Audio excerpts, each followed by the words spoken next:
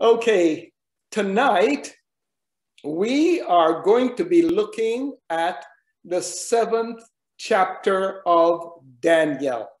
Daniel is equally divided into 2 sections.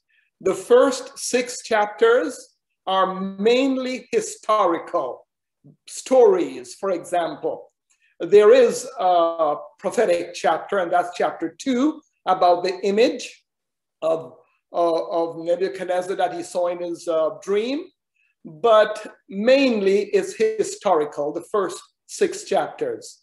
The last 6 chapters are prophetic. And tonight we're going to start with the prophecies. It is rather interesting. You will have to listen closely.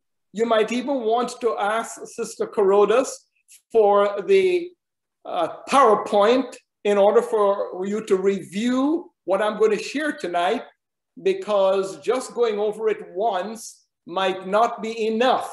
But I have written it out so that you can follow along tomorrow or whenever you read it, so that you can understand what chapter 7 is saying. I am going to share my screen now, and we will get right into the study.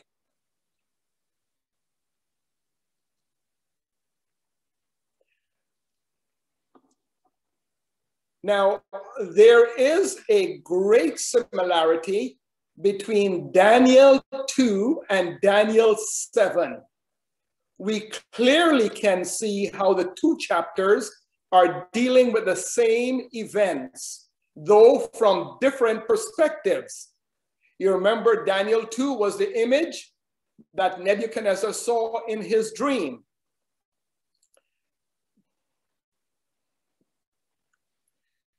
God gave Daniel this vision that would enable him to see that although the situation in the world would not get better, God in his control, he is the great judge who will see to it that truth will triumph right down to the very end. Now, God allowed Daniel to see the history of the world from the days of Babylon down to the second coming of Christ. Nebuchadnezzar, both Nebuchadnezzar in chapter 2 and Daniel in chapter 7 were asleep on their beds when they received their visions. The vision of chapter 2 was given to a pagan king, Nebuchadnezzar. The vision or dream of Daniel 7 was given directly to the prophet Daniel to communicate to God's people. Now, before I read the chapter, let me explain something about the books of Daniel and Revelation. You will discover that God used a very simple method in communicating his message to Nebuchadnezzar, to Daniel, and to John the Revelator. It is called repeat and expand. Repeat and expand. What God gave to Nebuchadnezzar in chapter 2, he is going to repeat in chapter 7, but he's going to expand on it. Next week, in chapter 8, God is going to expand even further. When we go to the book of Revelation, we notice the same thing with John, the Revelator. You remember it started with the 7 churches. And then God repeated the same message throughout the first part of the book of Revelation with the seals and the trumpets. You remember we studied all of that, the same message, but he repeated it and expanded upon it. And so that is exactly what happened. Another point that we should bear in mind is that whenever God gave a vision or a dream to the prophets, or to Nebuchadnezzar in Daniel and Revelation, God would start where the prophet was at the time. For example, in John the Revelator's case, it started with the times in which John lived right down to the second coming. In the case of Daniel, it started with the days of Daniel right on down through to the second coming. So that is what I mean by God giving it to them at the time in which they live, right down to the end. Now, I am going to read the 28 verses because it gives you a very, very good overview of what we're going to be talking about tonight. In the first year of Belshazzar, king of Babylon, Daniel had a dream. Now you notice we're going back a little bit. He had a dream and vision passed through his mind as he was lying in bed. He wrote down the substance of his dream. Daniel said, "In my vision at night I looked, and there before me were the four winds of heaven churning up the great sea. Four great beasts, each different from the other, came up out of the sea.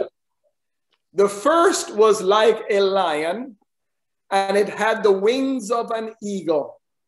I watched until its wings were torn off, and it was lifted from the ground so that it stood on 2 feet like a human being, and the mind of a human was given to it." Now, don't let these beasts confuse you or frighten you. It is just a simple way that God used to share 1,000 words, as it were. People say a picture is worth 1,000 words. God used cartoons, and these cartoons all had meaning. And so you will see by the end of tonight that it's not very difficult to understand what it is that God is trying to share here.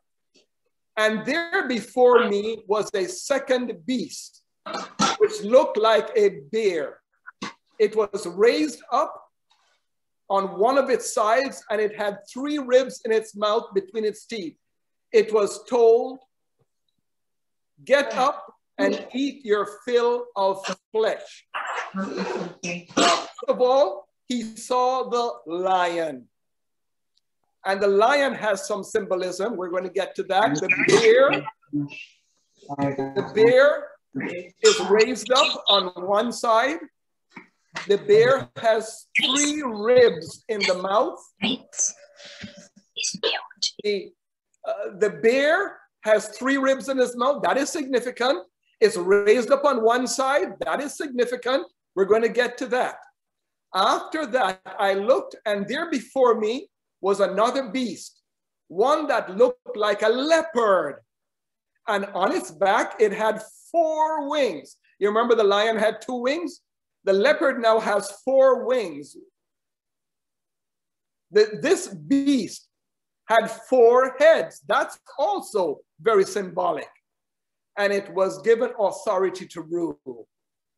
After that, in my vision at night, I looked, and there before me was a 4th beast, terrifying and frightening and very powerful. It had large iron teeth. It crushed and devoured its victims and trampled underfoot whatever was left.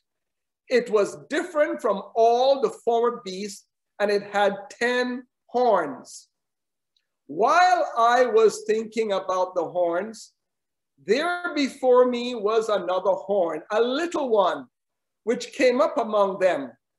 And 3 of the first horns were uprooted before it.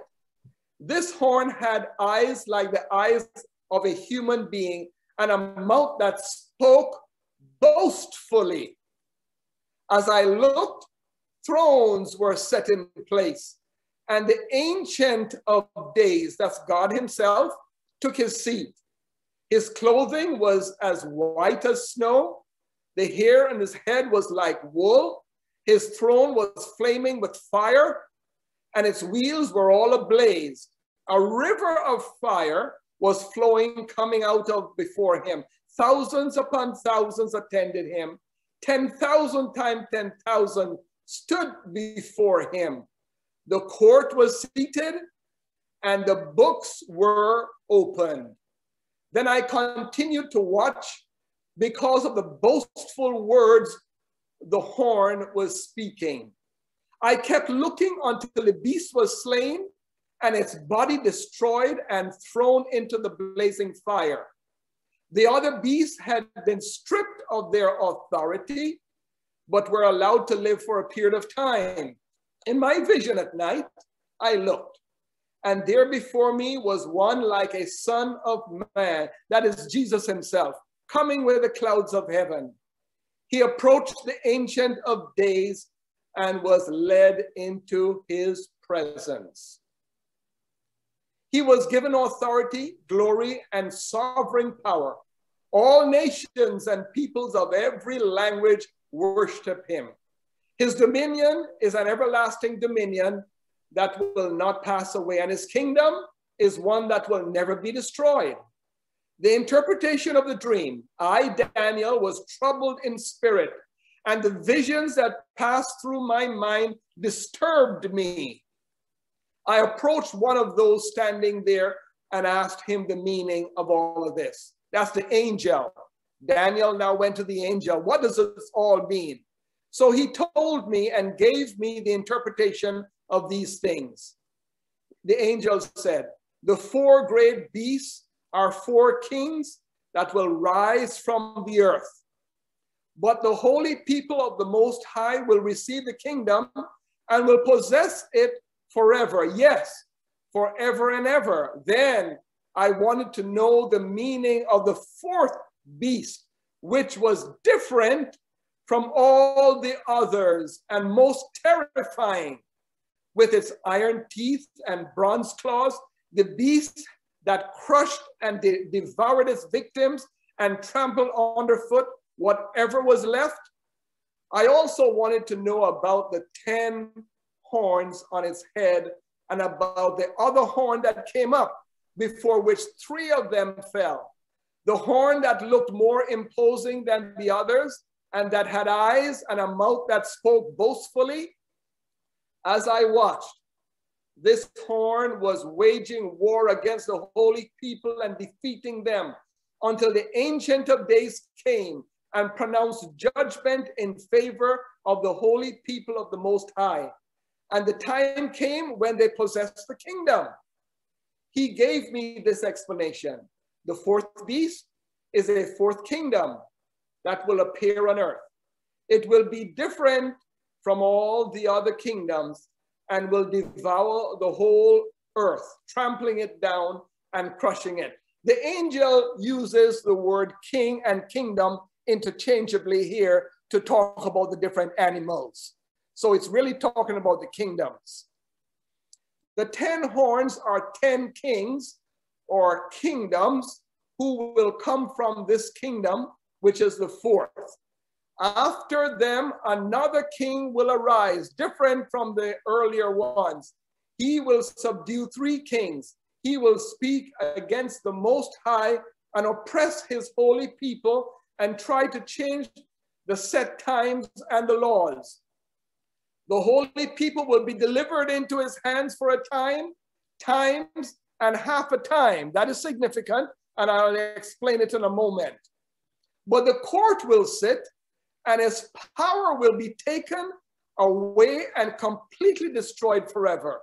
Then the sovereignty, power, and greatness of all the kingdoms under heaven will be handed over to the holy people of the Most High.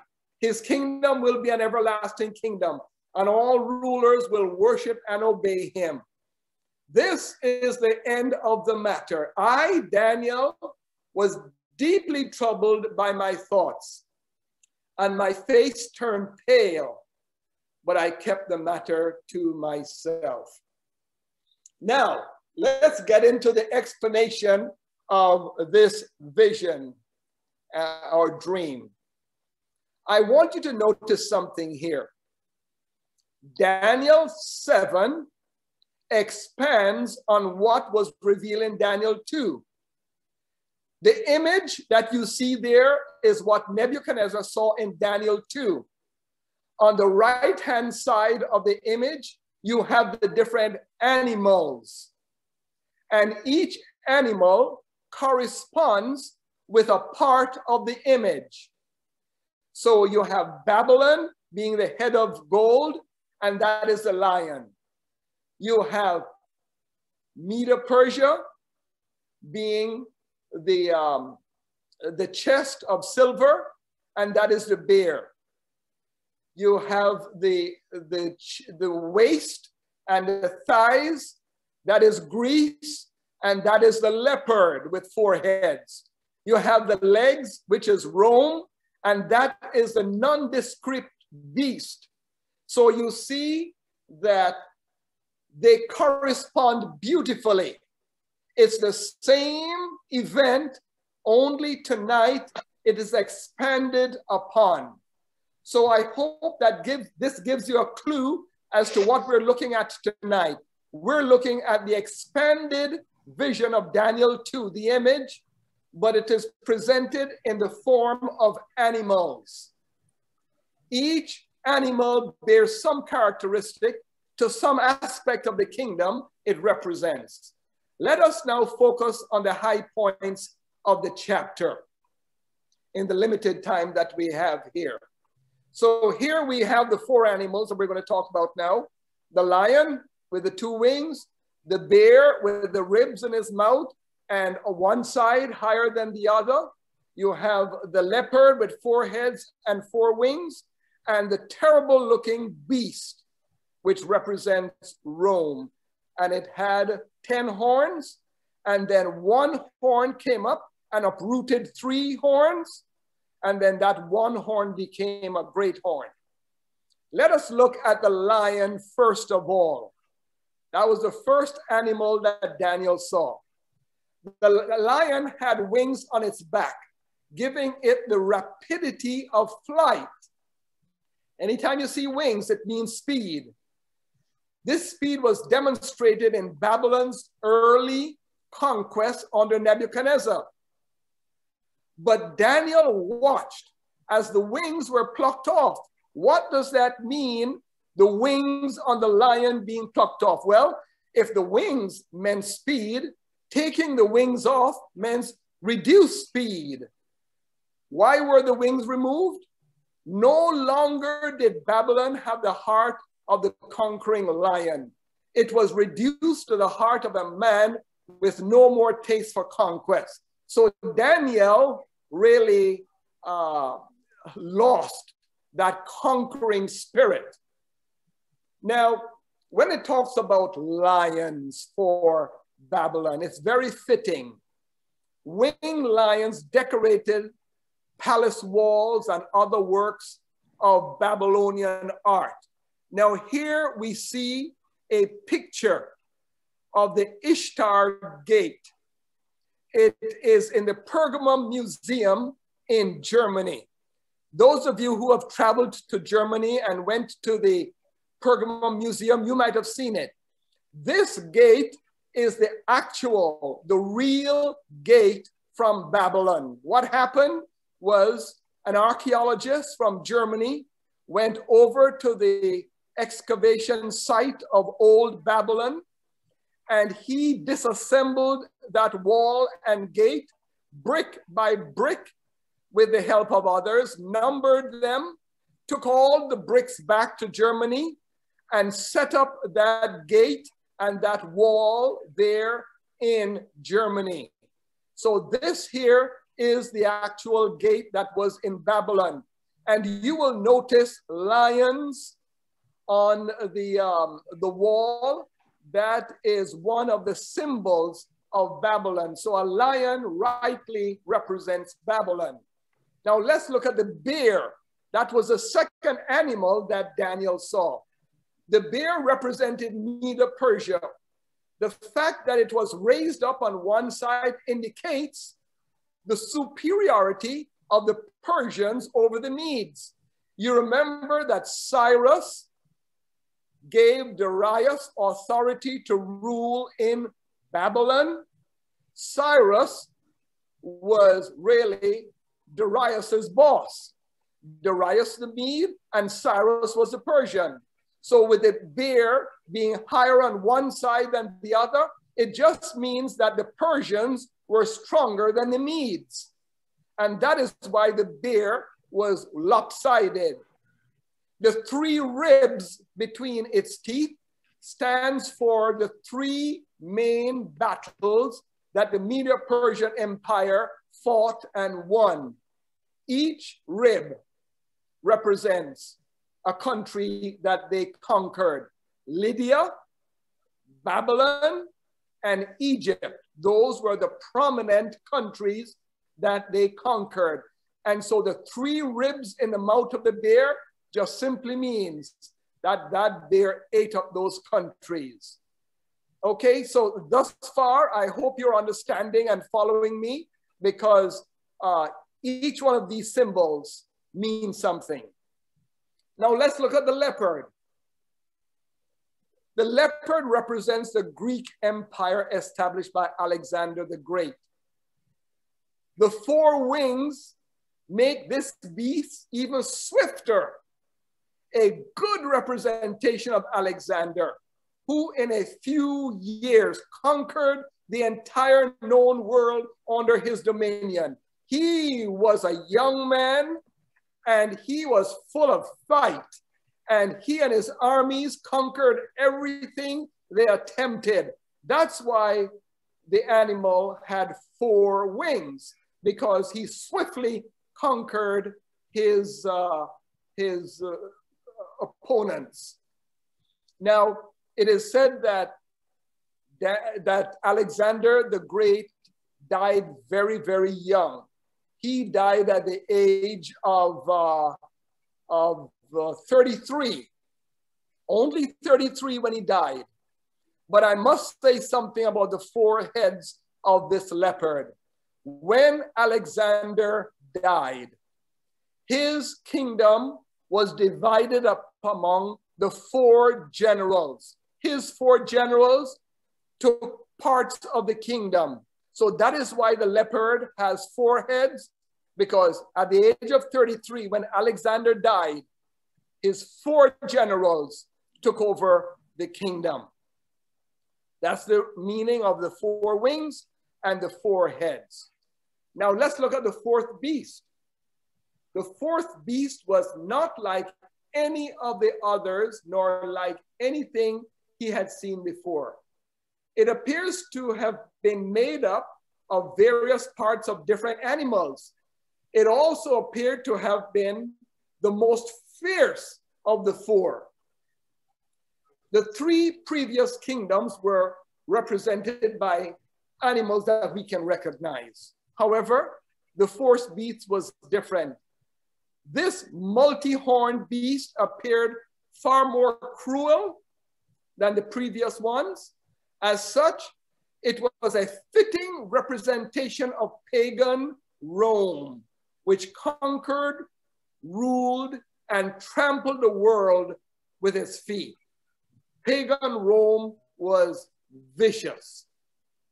Daniel 7 focuses less on the first 3 animals and more on the 4th beast. The focus is especially on the activities of the little horn, the well-being of God's last day people, and the establishment of God's kingdom. So not much is said about Babylon, Greece, and Medo-Persia. This chapter focuses more on that beast, that terrible looking beast. One of the strange things about this 4th beast was the fact that it had 10 horns.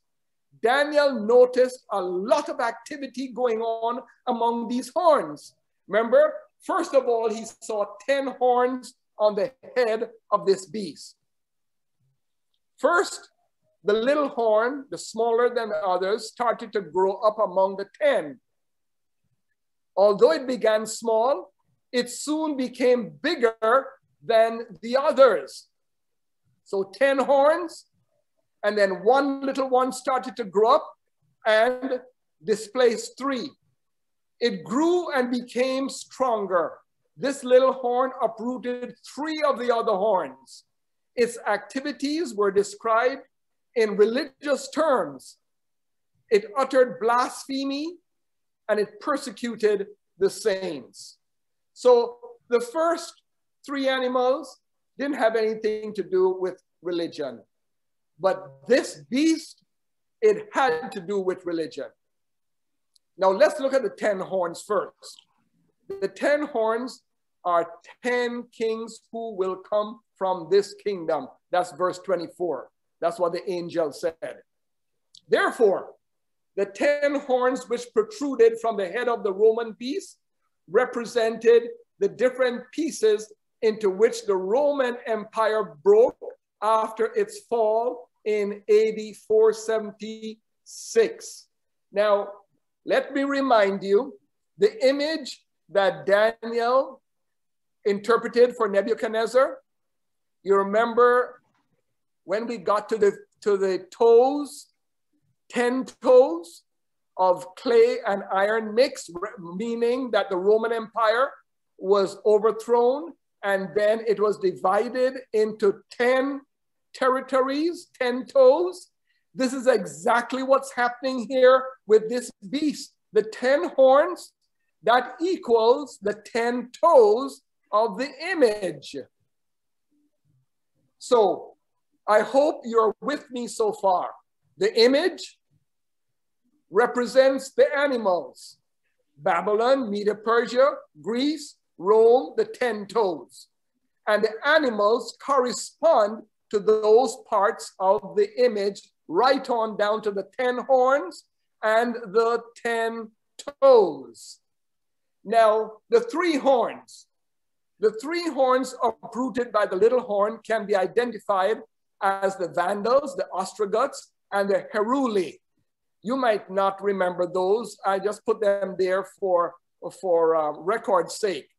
All 3 had been in theological opposition to Rome over the nature of Christ's divinity.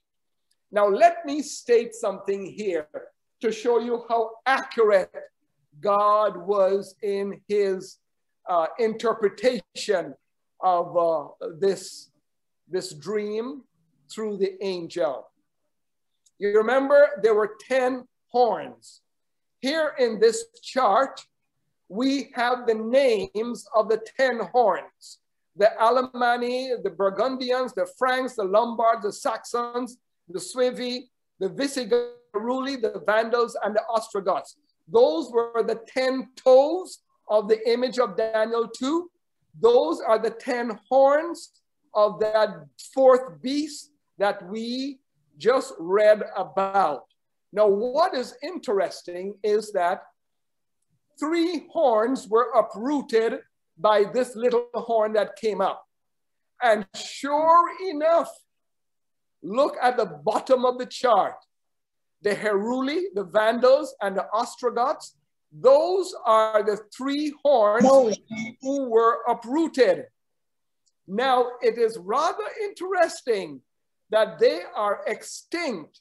You cannot find them anywhere. However, the other 7 horns we can find today. The 7 horns that were not uprooted, they are still in existence today. Just look at the chart. You have the Alemanni, who are the Germans, the Burgundians, those are the Swiss, the Franks are the French, Lombards are the Italians, Saxons are English or United Kingdom, the Suevi are the Portuguese, the Visigoths, those are the Spanish people. But we cannot find the Heruli, the Vandals, or the Ostrogoths, just as God predicted. Just as he predicted, came out exactly. Now the little horn, we must consider the horn and the power it represents. As portrayed in the vision, the fourth animal has 10 horns, of which 3 horns were plucked out to make way for the little horn. This horn had human eyes and spoke boastful words. That is interesting. The fourth beast powers of chapter 7 all appear to be concerned with territorial expansion. However, the little horn is clearly a religious power and is interested in religious issues. Let me repeat that. The animals that we saw, the 4 animals, they were concerned with conquering, fighting battles, territorial expansion. However, this little horn that came up on the head of the fourth beast was concerned about religious matters. The little horn came up from that terrible looking beast, which was pagan Rome. That is significant. Daniel was puzzled by the religious political power that would come up after Babylon, Media Persia, Greece, and Rome. So Daniel asked the angel to explain the meaning of the vision. The explanation is given in verses 23 and following. The characteristics of the little horn, as given in the prophecy of Daniel 7, may be summarized as follows. First, the little horn comes out of the Roman beast, therefore it is Roman in character. We need to remember that. It is Roman in character. Second, it comes up after the divisions of Rome, represented by the 10 horns, had taken place.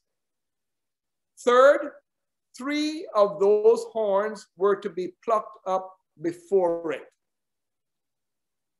Fourth, growing from smallness, this power came to speak boastful and blasphemous words against the Most High, with the presumption that he had the religious power to do so. Are you beginning to see the picture that is evolving in front of you? This fourth beast and the little horn is coming clearer and clearer. Fifth, it was also to be a persecuting power, which history shows it to be so. You remember how wicked Rome was, and especially the little horn regarding the people of God and the persecution that happened. Sixth, it would also make an attack upon God's law, especially that part which has to do with the Sabbath. Next week, we're going to get deeper into this subject.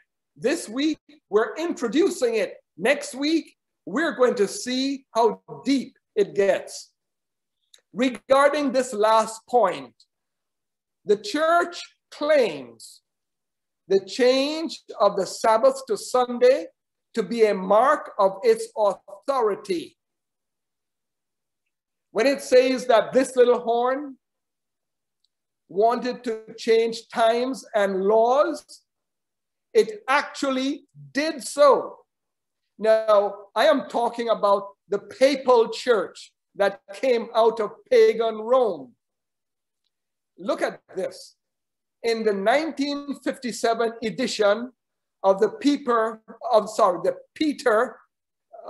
Geerman's Converts Catechism of Catholic Doctrine, makes this claim. Now, this is coming straight from the Catholic Church. Straight from the Catholic Church. So I'm not speaking out of turn. I'm not speaking behind their back. I am sharing with you what they share with the world. This is truth. Question in the catechism, in that little booklet. Which is the Sabbath day? The answer, Saturday is the Sabbath day. The question? We, as Catholics, Okay, the next question, why do we observe Sunday instead of Saturday? The answer, we observe Sunday instead of Saturday because the Catholic Church transferred the solemnity from Saturday to Sunday.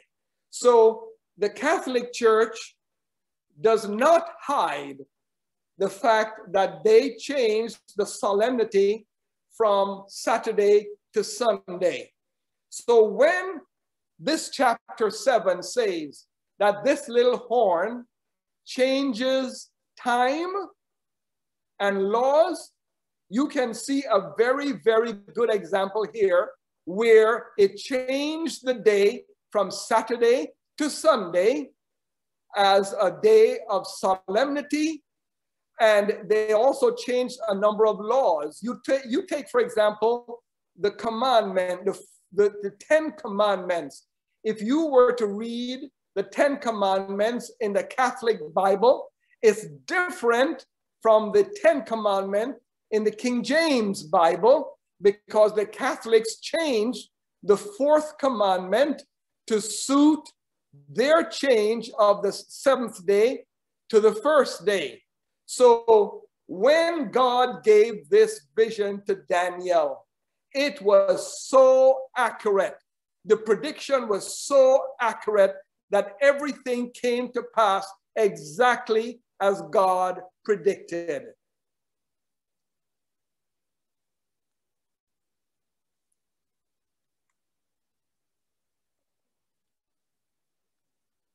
The final characteristic of the little horn is noted in Daniel 7:25. The saints will be handed over to him for a time, times, and half a time. Now, what does this mean, that the saints being handed over to him for time, times, and half a time? In the Bible, a time means 1 year. Times, plural, means 2 years. Half a time means half a year. And in the Bible, in the days when this was written, a year had 360 days. 1 year, 360 days. So a time, 1 year, meant 360 days. Times 2 years mean 720 days. Half a time means a half a year, 180 days. When you add that all up together, 360 plus 720 plus 180, you have 1,260 days. And when we go to Ezekiel 4:6, we find a day represents a year, 1,260 years. Now, what does that mean?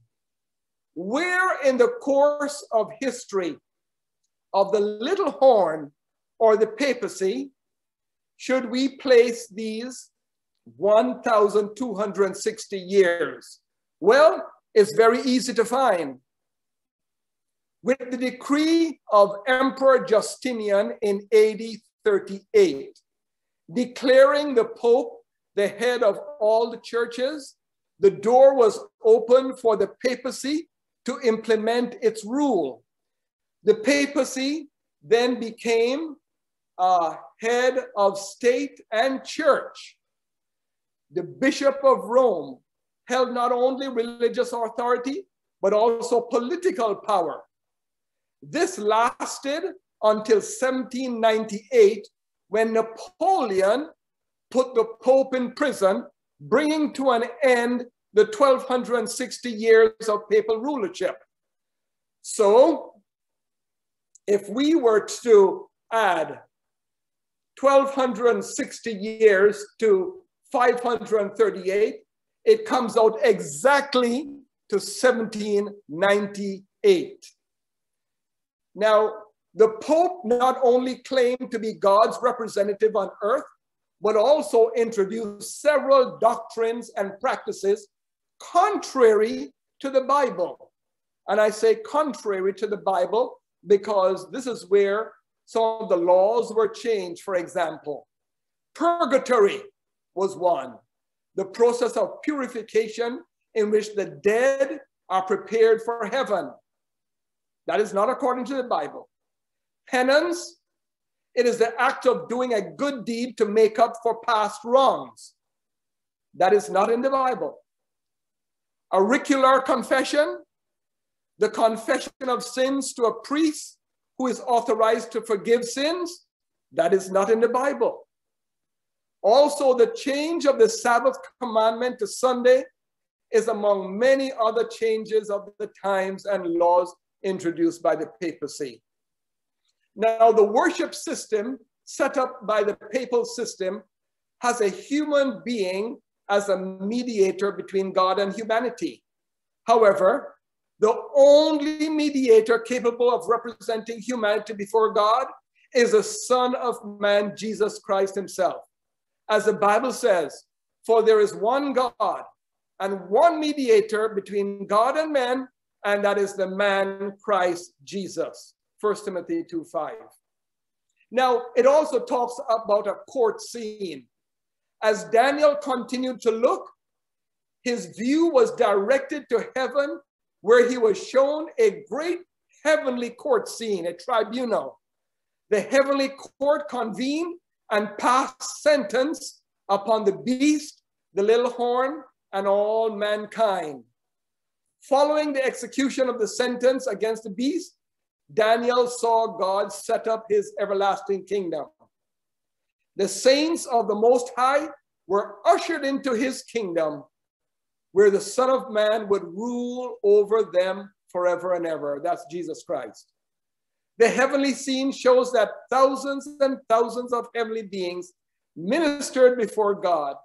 The court was seated, the books were open. What's important to note about this judgment is that it occurs after the 1260-year period of the little horn's activity. Look at this chart that I've drawn here at the bottom. 538 is when the papacy started to rule as a combination of church and state. Then you'll have 1798 is the end of the 1260-year period. And then, according to chapter 7, the judgment comes after 1798. That is what we call today the investigative judgment. And then after that, God's final kingdom established, and that is the second coming of Jesus Christ. So where are we living today? We are living after 1798. We're living right in the period of the judgment, just before the second coming of Jesus Christ. But we have more detail to add to this last part, and that is going to be added in the latter part of Daniel, the book of Daniel. So stay with us for the next few weeks as we explore further. In verse 13, Daniel saw the Son of Man coming with the clouds of heaven. Now, this is a common image of the second coming in the New Testament, the clouds of heaven. However, in this case, the Son of Man is not coming from heaven to earth, but coming before his Father. That is what it means when he comes with a host of angels before the Ancient of Days. That is the court scene in heaven when Jesus appears before the Father. The following books are mentioned in connection with the judgment. Remember what it says in Daniel, the books were open. Well, you have the book of life that is mentioned in Revelation 3:5, containing the names of those who have accepted their Lord. And then the book of remembrance in Malachi 3:16, a record of the good deeds of the saints. So we have the books being open in the judgment. For the sake of justice and transparency to all those involved in and affected by the final decision, God must conduct an investigation so that no one can cast doubt upon the rightness of the final decision. Through the ages, God's saints have been under the authority of the different world powers as they have emerged one after the other. But the ultimate destiny of the saints is to live in God's eternal kingdom under the wise, benevolent rulership of God and his Son. The timetable of God cannot be made clearer than we have it in the prophecies of Daniel. It is abundantly clear that we are in the last days of Earth's history. The most important agenda now is for us to be ready for the soon coming of Jesus and to share the good news of the gospel with as many people as possible. That is what we need to focus on right now, because the timetable that God has given to us is very, very clear as to where we are living in these very last days. Now, let me review with you briefly what we have just talked about, because you might have some questions. Daniel, in his vision, saw basically the same dream that Nebuchadnezzar had in Daniel 2. The only thing is that Nebuchadnezzar saw an image with the different empires: Babylon, Media, Persia, Greece, Rome, and the 10 toes. Daniel, in Daniel 7, had a dream. This time he saw animals represented by that image, but now he saw animals. He saw, first of all, the lion representing Babylon. Then he saw the bear representing Media, Persia. Then he saw the leopard representing Greece, and that terrible looking beast representing Rome. And then the Rome, that animal had 10 horns, similar to the 10 toes of the image. This was God's representation of his timetable, showing the different kingdoms from the days of Babylon right on down through to the second coming of Jesus Christ. But you'll notice that a lot of time was not spent on the first 3 animals. The time was spent on that 4th animal, because out of the 4th animal came that little horn that uprooted 3 of the 10 horns. 3 of the 10 horns were uprooted. And I showed you a chart showing that those 3 kingdoms cannot be found today. All of the other horns are in existence today, like Italy and United Kingdom and France, etc., Switzerland. But those other 3 horns cannot be found today. That little horn uprooted 3, and that little horn became a force to be reckoned with. That little horn trampled the saints for 1,260 years. And we know, history tells us that from 538 right on down to 1798, the papal church persecuted the Christians. And I shared a lot of that with you in our study of Revelation. Everything came out exactly as God predicted. And it also states that that little horn spoke boastful words against the Most High God. And also it changed laws, it changed times. You can see what it did with the 10 commandments. You can see what it did with the 4th commandment, the Sabbath. And as I said earlier, the Roman Catholic Church will admit everything that I'm telling you here tonight, because it is printed in their books that they got the authority from God to change the day from the 7th day to the 1st day. And so they have that authority to do so.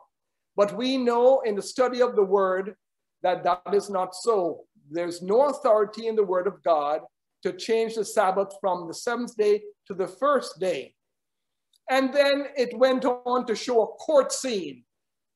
It shows how the world is going to be judged. That little horn is going to be judged.